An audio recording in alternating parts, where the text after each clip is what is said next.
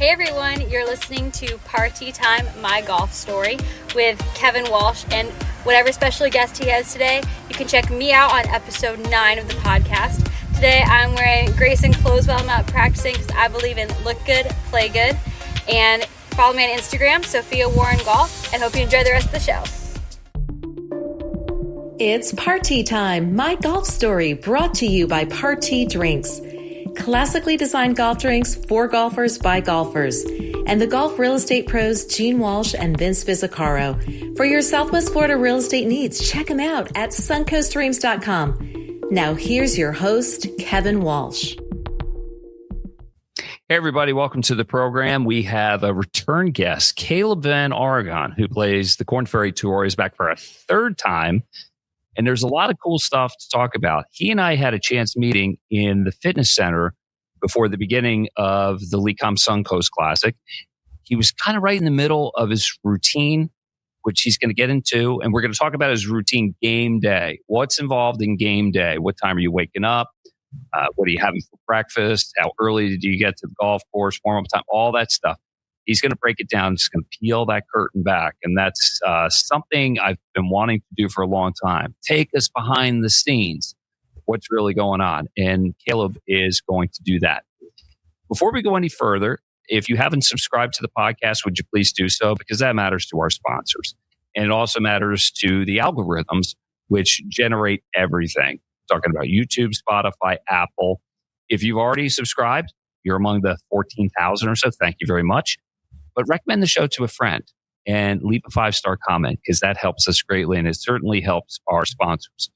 Big thanks to Party Drinks. If you're looking for a drink alternative on the golf course and you're tired of hard seltzers and you're tired of beer, you don't like beer because it makes you feel fat when you play golf, then try a Party. For golfers, by golfers. And if you don't have Party where you play golf, get in contact with the golf staff or the beverage staff and say, hey, we need some of this Party stuff. Party is distributed exclusively across the state of Florida by Paradise Craft Distributors. If real estate is in your plans in the future, nobody better than the golf real estate pros at suncoastdreams.com, a division of Fine Properties based here at Lakewood National Golf Club. Vince Visicaro, Gene Walsh, and Samantha Walsh have you covered. It is a good time to buy. It is definitely a buyer's market, and there's still some season left or to get you ready for next year. And if all that golf has you tired out, then go to Violet Spa in downtown Sarasota. Get a manicure, get a pedicure, hot water or cold water plunge, hot tub, red light therapy, yoga, whatever you want. They got it all for you. Violet Spa in downtown Sarasota. All right, let's bring Caleb VanArragon in here. Hey, man. How's it going?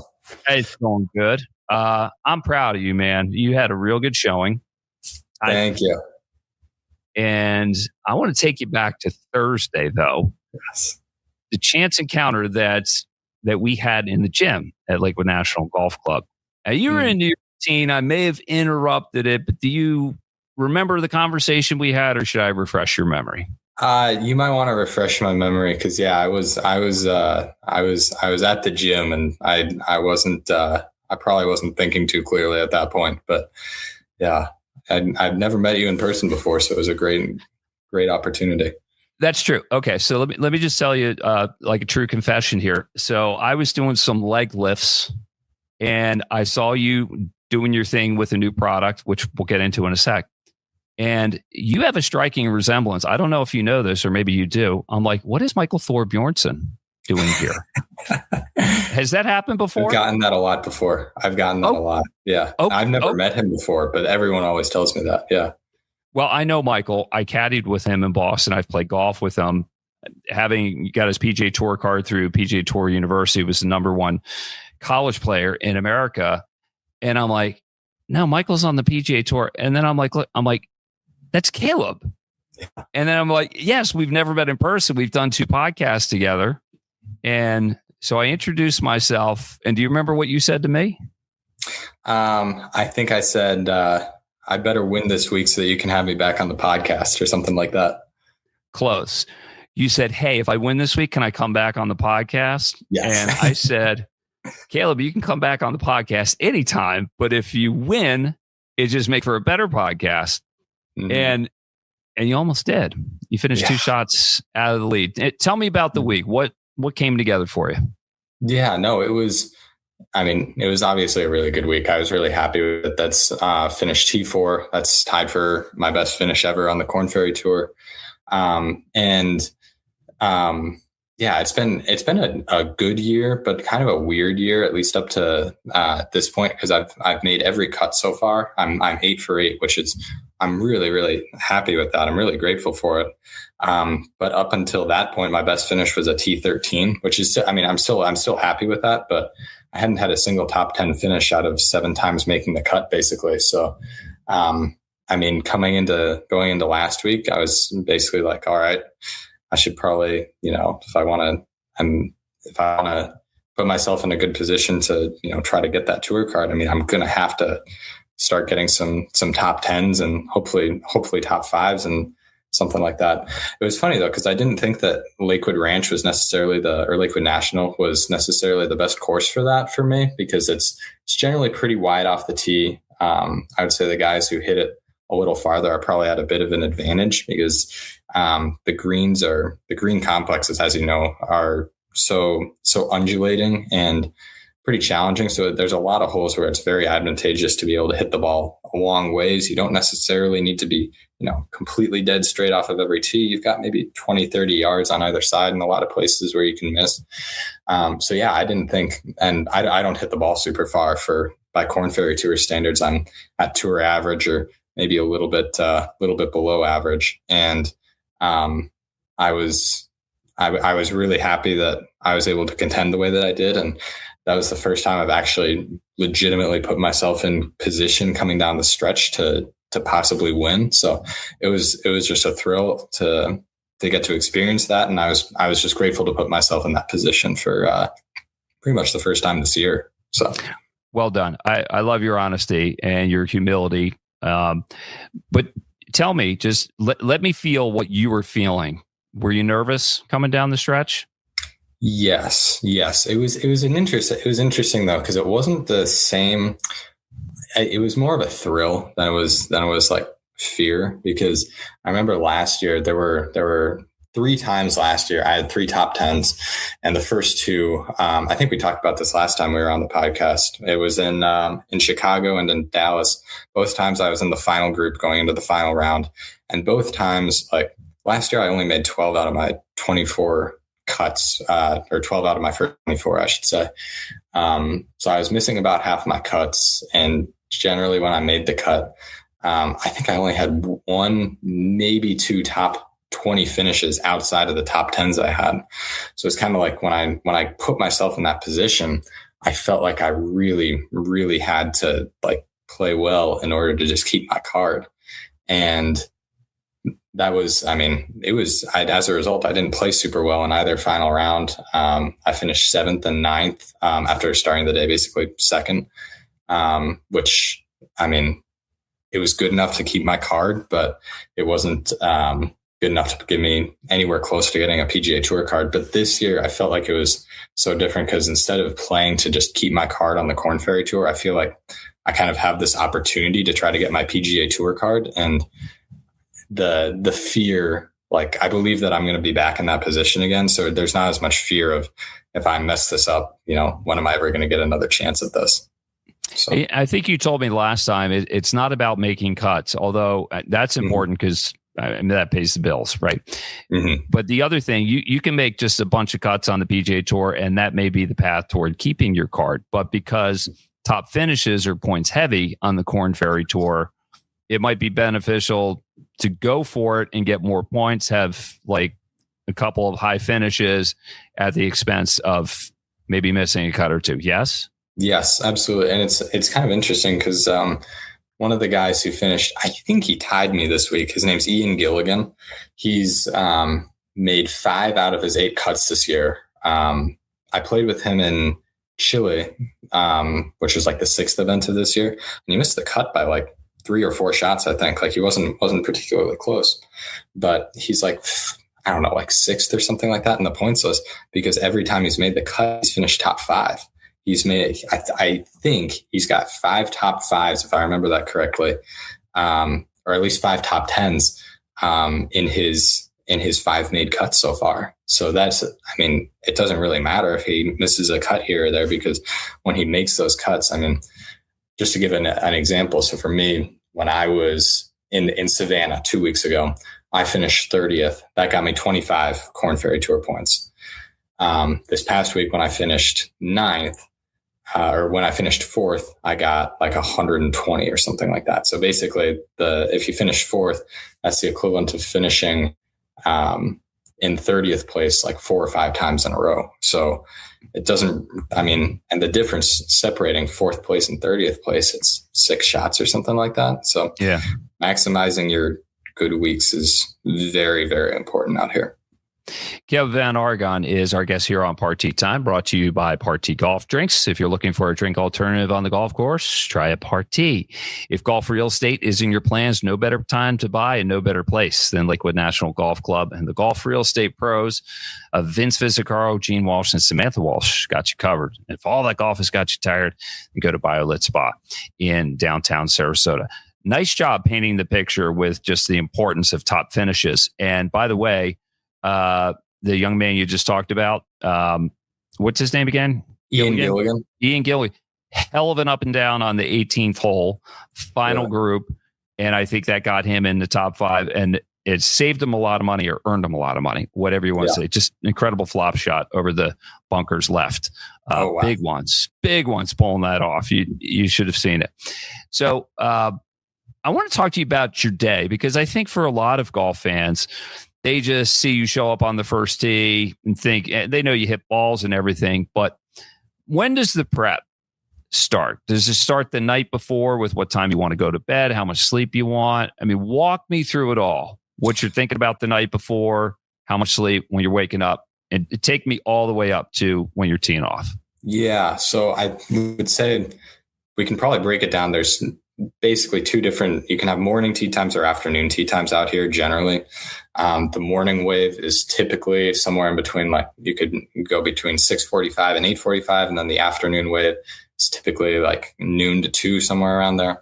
So the routine for a day depends heavily on when your time is. So morning tee times, that's probably the more challenging one, because, like I said, you can have some really early tee times. So just as an example, in Panama this year, my tee time was at 6:40 a.m. So that's actually an advantage, believe it or not, because when you get out on the golf course, there's probably going to be less wind. The greens are going to be absolutely perfect. You'll play really fast. However, it's not a very fun morning, because at least in Panama, we're playing. So Panama, I'll just use the example, all the South American tournaments, there's generally a host hotel that's not necessarily very close to the golf course. Everyone typically stays at the host hotel or in an Airbnb nearby, because that's generally the tour has set that up already. It's in a safe area, and the tour provides transportation from the host hotel to the golf course. In Panama, it's a 30 to 45 minute drive from the host hotel to the golf course. So I think, if I remember correctly, I believe I would have taken the 4:30 a.m. shuttle. I think it was either the 4:30 a.m. shuttle or the 5 a.m. shuttle from the hotel to the golf course. So you're waking up probably half an hour or whatever before the shuttle, make sure you catch it on time. Get to the golf course, eat breakfast, and then it's tough. It really depends on what sort of gym the golf course has. So in Panama, there wasn't a gym at the golf course. There was just a locker room. So I didn't really do a whole lot in terms of like pre-round gym warm up. But if we're at a course such as Lakewood National, where there's a great gym at the golf course, then you'll try to get in the gym before the round and try to like loosen your body up a little bit before you go hit range balls, so that you don't, it's just, for me personally, if I don't go to the gym before I go warm up, it just takes me a little while longer to get warmed up. But I know as I get older, that's not going to be the case. And it's just good practice to warm up before you hit, so that you don't get injured. Of course. But generally speaking, given your druthers, if you have time and you don't have that super early wake up time, like how early before your tee time do you like to be on campus at the golf course? At the golf course, I'll start my warm up, give or take hour 15 before my tee time starts. Hit balls for about half an hour, chip for 15 minutes, putt for 20 minutes or so, and then be at the first tee in time to, probably 10 minutes before my tee time, right after the group in front of me tees off. So minimum, I'm getting to the golf course hour 15 before I tee off, preferably a little bit before that, so I can go to the gym for a little bit beforehand. And depending on when my tee time is, I might need breakfast beforehand. I might need lunch or whatever. But it entirely depends on when the tee time is. That sets everything up. So, what do you like to eat? Do you have a favorite? Do you like to eat light? Do you like a heavy meal? So if it's an early morning tee time, every tournament when I'm in the United States, for the most part, what I'll do is I'll stay either at an Airbnb or a hotel that has a kitchen, so that way I can cook for myself, because I basically eat the exact same breakfast every single day. It's like 3 eggs, a bagel, Greek yogurt, banana, and some other fruit. I'll eat that pretty much every single day. They always have, at the golf course, they have breakfast and lunch for us. And the problem is it's different every single week. So I would say a lot of guys, probably most guys on tour, just eat what the course has for them. But for me, I like being able to control that a little bit more. The course food is usually great. I just like being able to eat the same thing every single week. So I travel with a pan, because a lot of times I feel like the hotel pan it'll say it's nonstick, and then, you cook 3 eggs and 2 of them stick in the pan. But, I'll travel with my own pan that I know is good and cook my own breakfast every single day. Generally. So, okay, if you have the pan, then you got to do some grocery shopping when you get into town. James Nicholas, who I know did a fabulous job behind the scenes of the Korn Ferry Tour event at Lakewood National last year. It was cool. It was like from when he entered the gates, he's driving in, he's describing what he sees, love the place. And then the next thing you know, he's at Whole Foods with his wife because they do all their own cooking. Yeah. Is there like a Caleb version of that, like a James Nicholas light going on? What's up? Yeah, no, something like that. I mean, that's pretty much my first stop. Maybe hotel every week is to a grocery store. And then typically, it depends. I'll always pretty much eat the same thing for breakfast every day, and then the same thing for dinner every night over the course of a week. I switch it up every week, what I eat for dinner. But typically I'll make ground beef and make a big thing of ground beef at the start of the week, put it all in Tupperwares, and then just make tacos every night. Or some weeks, if I won't have a lot of time or I'm driving a bunch, it's just Chipotle every night. In in Georgia, Savannah, a couple of weeks ago, I just had a pub sub every night. It depends, but I try to keep it the same every single day. When I'm at a tournament, I don't know why I do that. I don't think it's necessarily an advantage, but it is kind of nice and just getting into that routine. But then lunch, typically the course has something different for us every single day. And it's just way easier because I'm always going to be at the course around noon to just eat whatever they have for us. So do you like to eat? Do you like to have like a certain amount of time for the meal to digest? I'll give you an example. I played golf yesterday and I wolfed down this humongous turkey sandwich and I played like crap for like 4 holes. I couldn't swing. Right. Are you conscientious about that and the time that you eat prior to teeing off? Yeah, I just kind of graze throughout the day. Like I don't eat. I've always been that way. Like I can't eat a lot at one sitting. So I'll eat a pretty big breakfast, but then, I won't be actually teeing off until 2 hours after breakfast minimum. But then after that, like I eat generally like 4 or 5 meals a day plus snacks throughout, but all the meals are like really small by most people's standards. So like over the course of a tournament, like if it's a morning round, I'll eat breakfast at my hotel. Then on the golf course, I've got a bunch of snacks. I'll eat like an RX bar, Cliff bar, Nature Valley bar, some nuts, banana, stuff like that throughout the round.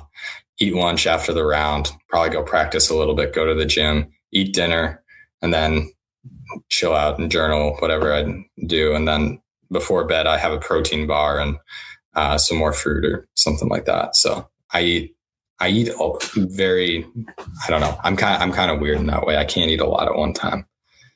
Yeah, I like to graze when I play golf competitively because I want to be hungry for birdies, for one. I don't want to feel like I'm full. And so I just have like some nuts and berry snacks and everything.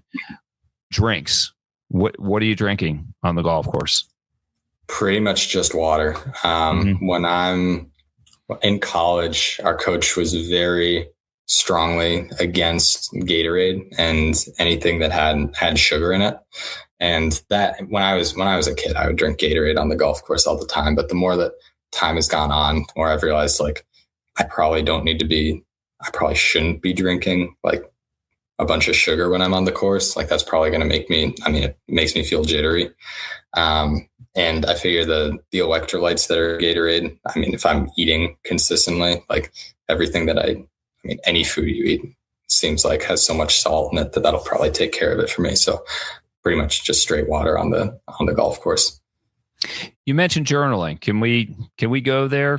What are you journaling and what does it do for you? Yeah, it depends. I'm not super consistent with it. It's typically I'll journal at night. Sometimes I'll journal in the morning or before a round or something like that.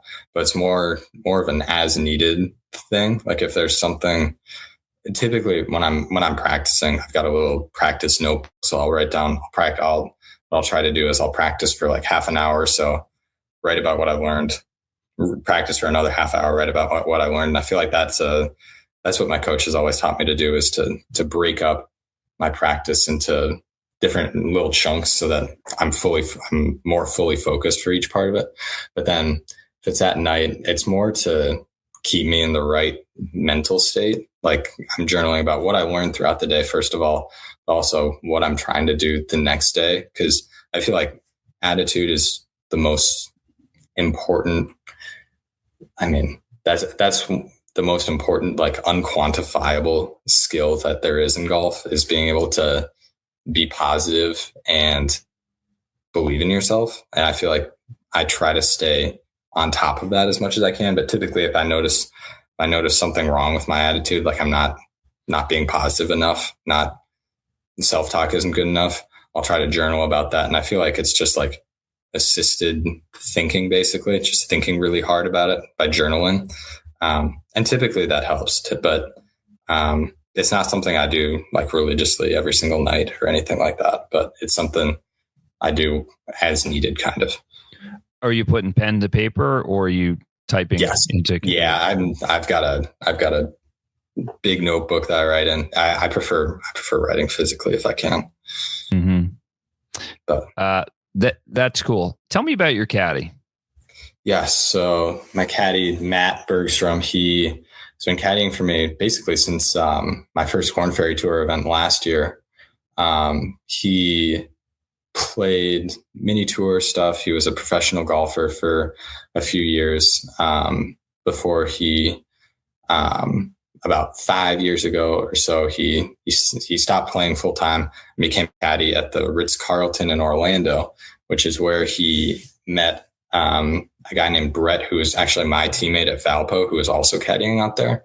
So when I got Korn Ferry Tour status, I'd literally never played golf with a caddy before. The only caddy I had ever had was pretty much my parents or my coaches. I'd never once had like a full-time professional caddy before. So it's kind of funny, like when you get status or when you get any type of start in any PGA Tour sanctioned event, you immediately get your DMs, Instagram DMs flooded with, like, I probably had at least 10 caddies reach out to me and say, hey, if you need a caddy, I'll be available for the Bahamas or whatever. But I wanted to go with someone who like I had a personal connection with, so that I knew that I could trust them. And Brett recommended Matt to me, and it's worked out great. I've taken him every single week, pretty much every single week since the Bahamas last year. So we're going on like probably 35 events, something like that. So he's great. He's been really good for me. And I like the fact that I've stuck with the same guy for so long, because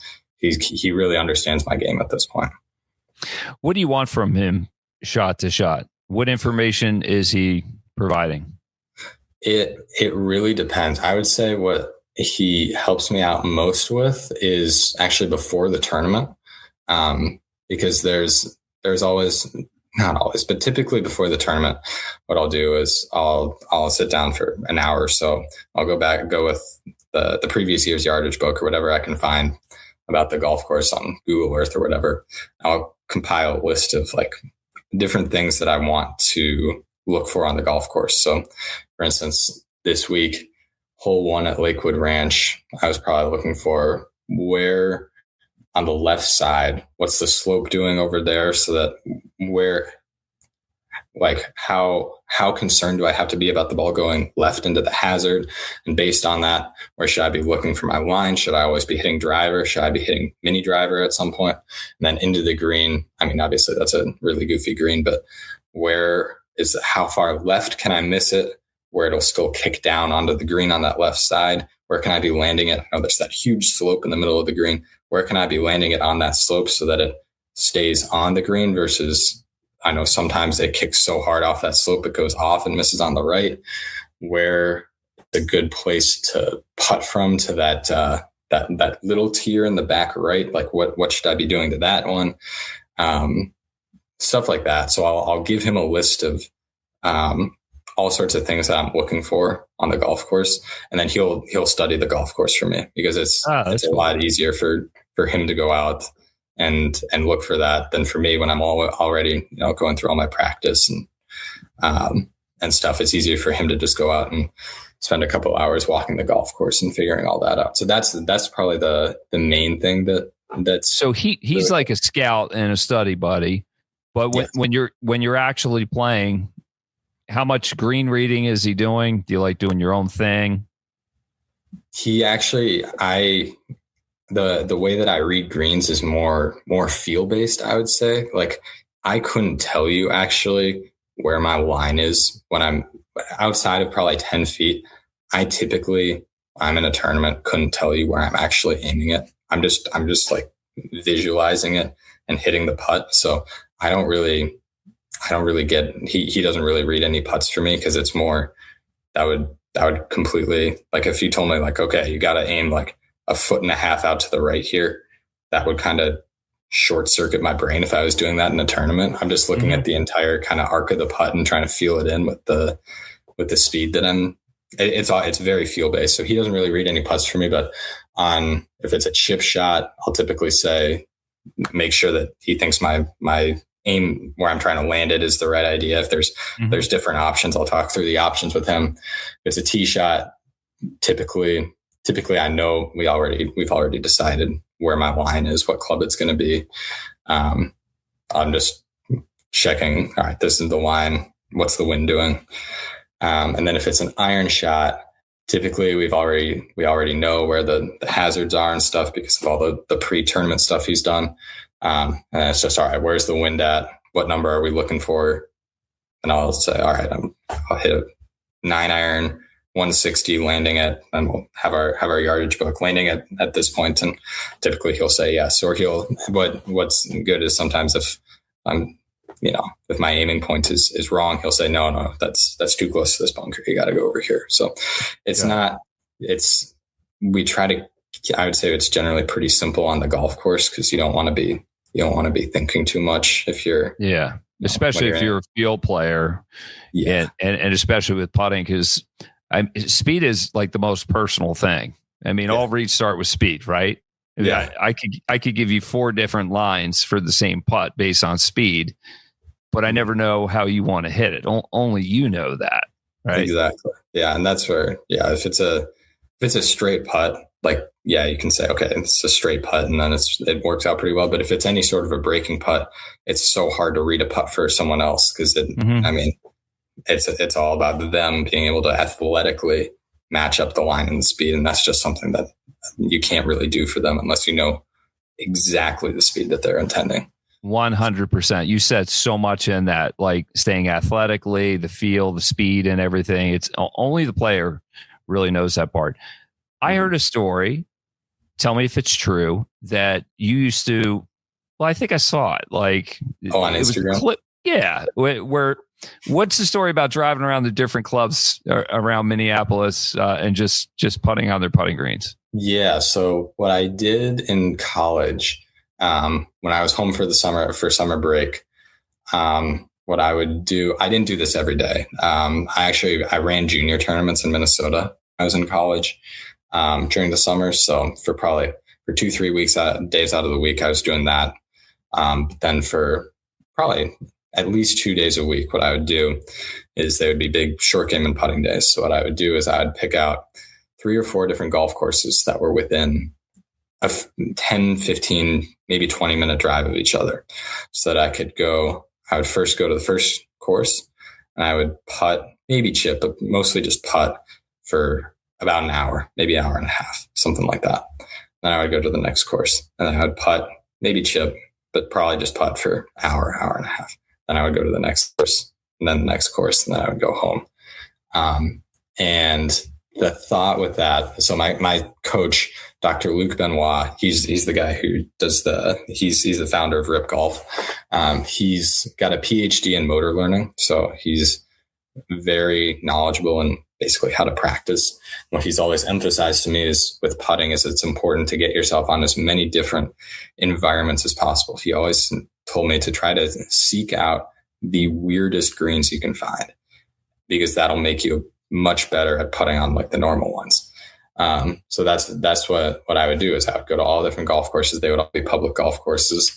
So the first one would be, running like an 8 and one certain type of grass. The next one would be running maybe a 9, different type of grass, different graininess. It was all mostly bent grass, but all different varieties of bent grass, different amounts of POA, different, maintenance practices, just all different greens. And I don't know. The thing is, at the time, it didn't help me because I was really bad at putting in college, but that was just because I was doing all the wrong drills. Basically, when I was there, mm-hmm. I didn't understand how to practice properly. But I think all that volume that I did was really beneficial for me in the long term. I think so. I think it's clever. I mean, I can't argue against the logic behind it. It seems to work for me because you putt on all different putting surfaces. I mean, not all Bermuda is the same. They're like 4 or 5 different strains of Bermuda, Poana, ryegrass, all the above. Tell me this: when you're announced, how often? What's the batting average of the announcer getting your last name right when they pronounce it? Very, very low. But what's surprisingly low is there are some people. There's actually been a few times, certainly once, maybe twice. At least once that I've been announced as Caleb VanArragon from Blaine, Montana, which I'm from Minnesota. I think that it just comes up as MN on the sheet. So yeah, I got announced as being from Montana one time, and then I was walking off the tee, and some lady in the audience said, "Hey, no way, I'm from Montana too." And I was like, "I'm sorry, I'm not actually from Montana." But then I've had people get Caleb wrong. They go Caleb or Caleb sometimes. So you'd be surprised. Like I mean, obviously VanArragon is pretty easy to get wrong, but apparently all parts of my name are. So, well, your name looks kind of different, like on the scoreboard, because it's all capital letters and you got some small, I remember seeing it. It just looked like, man, there are a lot of vowels in there, but it doesn't look Italian. And I'm like, oh, that's Caleb. It's just like, because there's only so much space on those electronic scoreboards. No, I know. Cause the way that the tour scoreboards work is they only have enough room for like 7 letters or something like that. So, some of the names they have to really, really compress, but for mine, I think they just go like Vanera or something like that. So it was like, I'm like, what is that? And then I figured it out that it was you. Hey, before we go, So that device that you were using when you were warming up in the gym, and before I interrupted you, sorry about that, but led to this. So sorry, not sorry. Was that a Rip Golf product? What was going on there? It wasn't. No, it was. Scotty Scheffler uses it. It's called like a Golf Forever stick. I just started using it because a college teammate of mine, I stayed with him for a couple of days in Jacksonville right before the Savannah tournament, and he has one of them. It's basically it's literally just like a stick. It's like maybe 3-4 feet long, and the idea is you strap it to an elastic band, and then you strap it to something anchored, and then you do all sorts of rotational stuff with holding the stick. And it's really, my first week using it, because I bought one after Savannah, my first week using it was Lakewood Ranch, and I finished fourth, so I'm going to have to keep using it. Well, you're working that thing, and I could see the tension in the in the cord, and I'm like, man, if you let that thing go, it's going to behead me when I'm over here. Yeah, you had a good handle on it. Hey, give some love to your sponsors. Who's taking good care of you? Yes. Yeah. My two main sponsors are Unreal. That's the clothing company that's been sponsoring me since close to 3 years ago now. They're a Minnesota-based company. It's golf clothes and athletic clothes. And it's such good stuff. They've sent me a lot of stuff over the last 2.5 years, and there wasn't anything they've sent me that I don't like. It's all great. The workout stuff's great. The golf stuff's great. And then Rip Golf, that's, like I said, my swing coach's company, Dr. Luc Benoit. They've got the Rip Stick is their main thing. It's basically a speed training device that I used a lot growing up and still do use during the off season. It's really helped me with my power as a very short guy. And they've got a bunch of other stuff coming up the pipeline. And Luke, my coach, he's working on a book right now about basically how to practice. And I've read drafts of it, and it's going to be really, really good. So. Well, listen, man, you just keep playing good golf, keep making those cuts, and go for it. You're always welcome back. But like I said, a win would make for a better podcast, wouldn't it? That it would. We've got another tournament this week in Mexico. So here's hoping. Yeah, you're this close. How's your Spanish? Any good? Not good. Yeah, we've